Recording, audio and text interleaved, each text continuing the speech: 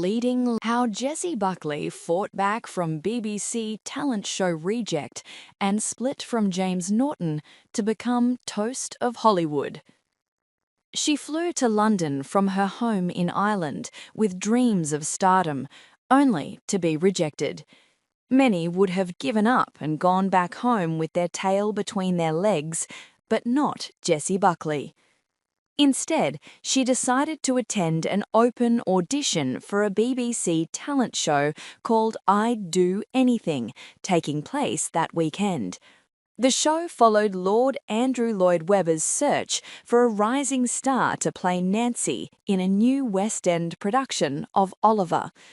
To her surprise, Jessie beat thousands of hopefuls to be one of 12 women competing for the coveted role, but she was eventually pipped to the post by Jodie Prenger. Jessie was offered the role of Jodie's understudy, but turned it down, choosing instead to take a lesser role in a small production of Stephen Sondheim's A Little Night Music, earning $300 a week for her efforts, and joking she felt fucking rich, despite having to walk home from the theatre after work as she couldn't afford the tube fare. These bold decisions paid off, and now the 36-year-old actress is definitely having the last laugh. While her I'd Do Anything rival Jodie is currently playing Glenda Shuttleworth in ITV's Coronation Street, Jessie's career is set to go stratospheric if she takes home the Best Actress Oscar next weekend for her heartbreaking performance as Agnes in Chloe Zhao's Hamnet, an award she is so hotly tipped to win it feels like a given. Last month, she walked away with the BAFTA for Leading Actress, which will join her growing collection of more than 70 gongs, including Golden Globe and Critics' Choice Awards. There's no doubt she is now the toast of Hollywood, with A-listers falling over themselves to sing her praises.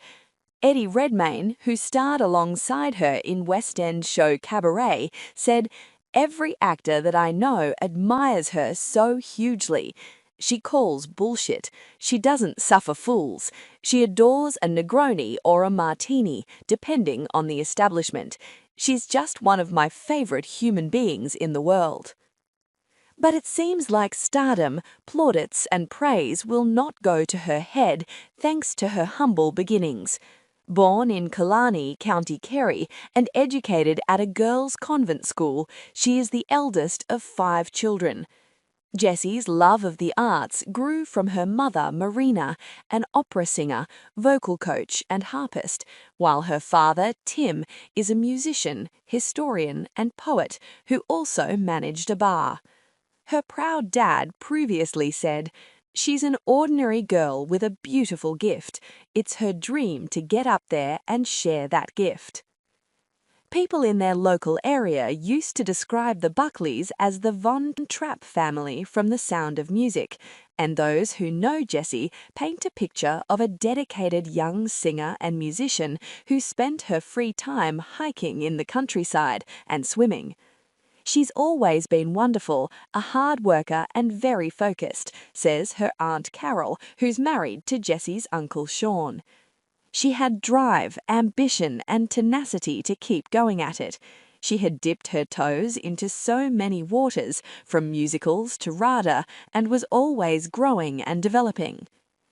Jessie's first taste of the thespian world was at Ursuline Secondary School in Thurleys, County Tipperary, which she attended from the age of 11. There, she secured leading roles in school productions of West Side Story, Chess, and Children of Eden. Mary Butler, a former principal at the school who taught the actress and directed plays there, said that Jessie had something special.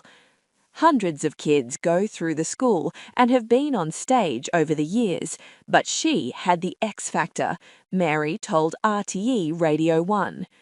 "She had a wonderful ability to create character.